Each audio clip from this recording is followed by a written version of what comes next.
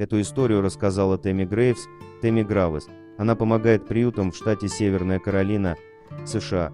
Девушка ездит по разным приютам и делает снимки животных, потом размещает посты о них и помогает им найти дом. Известно, что приюты в США не держат долго животных, если в назначенный срок их не забрали, то бедняк ждет усыпления.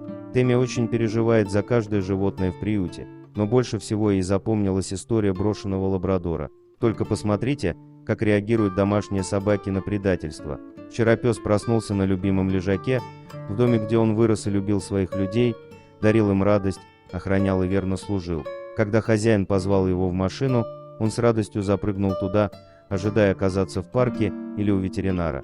Но вместо этого любимый человек привез его в дом, где в отчаянии лаяли еще 275 собак, где пахнет смертью, а двери закрыты на засов. Он оставил его одного и просто ушел. Бедный пес сидел в углу, окаменев от ужаса. Он боялся смотреть на людей, не понимал, что же происходит. Он прижался к полу и так и сидел в луже своей мочи.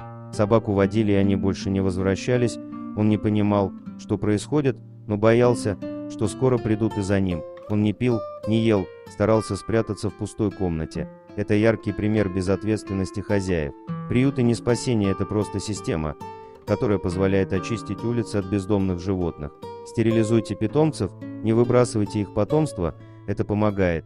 Каждый волонтер скажет, если вы не готовы 20 лет посвятить уходу за собакой, любить ее, учить, хорошо кормить, лечить и делать прививки, не заводите собаку. Это не игрушка. Когда эту историю прочитали люди, то десятки отозвались и предложили забрать собаку. Сейчас у него все хорошо, его забрали, у него теплый дом, хороший и ответственный хозяин. Эту любят, и он больше не узнает предательства. Кэш начинает верить людям, забывает холодные стены и снова радуется жизни. Но сотни других животных все еще в приюте, и судьба у многих предрешена. Просто люди наигрались и решили, что больше не хотят иметь питомца. Люди, будьте ответственными. Дорогие друзья, если вам понравилось видео, поставьте лайк, а также подписывайтесь на канал, где найдете еще много интересного.